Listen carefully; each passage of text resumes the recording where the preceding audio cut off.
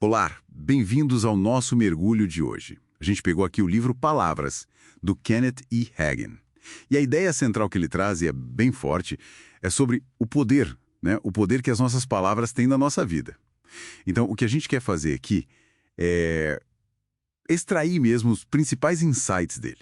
Como que a linguagem, segundo Hagin, pode construir ou destruir, curar ou adoecer, moldando a nossa realidade, nossa saúde, até a dinâmica em casa, na família. Ele começa citando Mateus 12:37, sabe? Porque pelas tuas palavras serás justificado e pelas tuas palavras serás condenado. Vamos ver o que isso quer dizer na visão dele, né? O que está lá na fonte. Exatamente. O livro faz uma ligação muito direta entre falar e crer. Ele usa muito Marcos 11:23, que fala que tudo que disser lhe será feito. A ênfase do Hagin é essa: o que você disse ontem meio que criou a sua vida hoje. É uma visão onde a fala não só descreve, ela ativamente constrói o futuro, sabe? E ele não fica só na teoria, né? Traz uns exemplos, assim, bem marcantes. Tem a história que ele conta, acho que é do pastor A, um pastor que teve um problema sério no coração e a esposa, pelo relato do livro, ficava falando que ele não ia se recuperar, que não ia conseguir mais pregar. Nossa, Pois é, e o Hagin sugere que essa fala negativa dela, tipo assim, contribuiu para a morte dele, uns 2 anos depois. É um relato pesado, tá ali no começo do livro. é um exemplo bem direto do lado, digamos, negativo que ele aponta, né? Mas aí, em contraste, o Hagin coloca o testemunho dele mesmo, como o outro lado da moeda. Sim. Ele conta que ficou de cama, né? Problema cardíaco, parece que é uma paralisia parcial. E aí, baseado justamente em Marcos 11:23, ele começou a falar, a declarar: creio que estou recebendo cura. Repetidamente. Uhum, E ele diz que, em menos de 1 hora fazendo isso, ele levantou, curado. completamente. Impressionante. Para ele, foi tipo a grande virada de chave, né?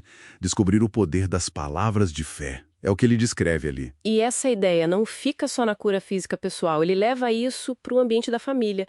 Detalha como aplicou isso na criação dos filhos, fazendo declarações positivas sobre eles, sobre a saúde, o futuro deles, desde pequenos. Ah, interessante isso. A tese principal é que a atmosfera de um lar, sabe, o clima da casa, é muito um resultado do que se fala ali dentro. Ele até conta de uma visita, né? Numa casa pastoral onde ele sentiu, sim, o clima pesado, negativo. Isso, e ele atribuiu aquilo diretamente a palavras duras que o casal tinha trocado antes. A atmosfera ficou carregada, segundo ele. Nossa, a implicação é séria, né?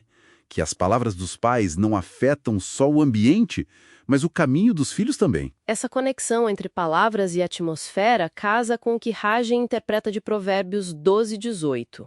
A língua dos sábios é saúde.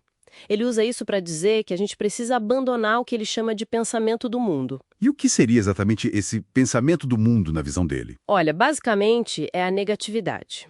O medo, a dúvida, aquele foco constante em doença, em problema, sabe? A proposta do livro é renovar a mente.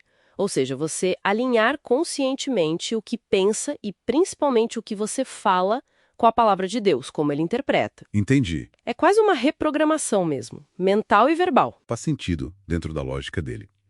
E parece que tem um conceito aí que é central para isso.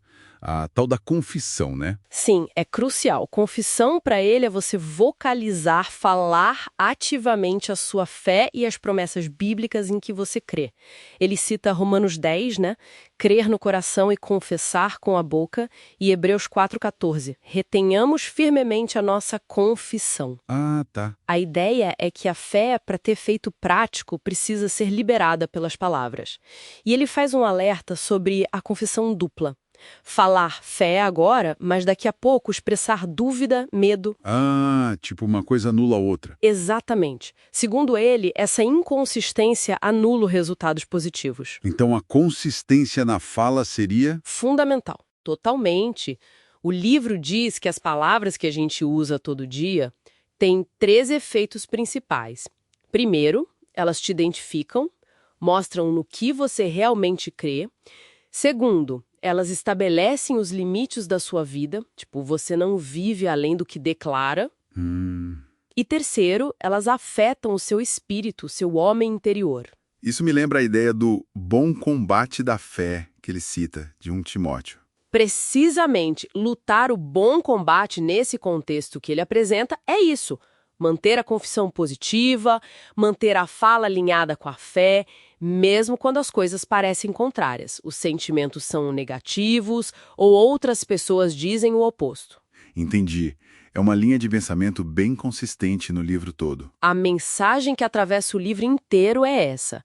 Segundo Hagen, a sua vida, o que você experimenta, dificilmente vai ultrapassar os limites que as suas próprias palavras estabelecem. Interessante como essa ideia é tão central, né?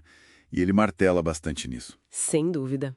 Para resumir, a tese de palavras é que a linguagem que a gente usa na visão do Hagen não é algo neutro, sabe? Ela teria um poder inerente, capaz de direcionar a vida para saúde ou doença, sucesso ou fracasso, bênção ou maldição. Depende de como a gente usa. E isso deixa a gente com uma reflexão final, né? Uma provocação que vem direto dessa fonte que a gente explorou hoje. Se as palavras que a gente usa todo dia definem mesmo os limites do que a gente vive, como Hagen sugere nesse livro, que fronteira será que a gente pode estar, sem nem perceber, traçando para a nossa própria vida, simplesmente pelo jeito como a gente fala no dia a dia? Fica aí para pensar.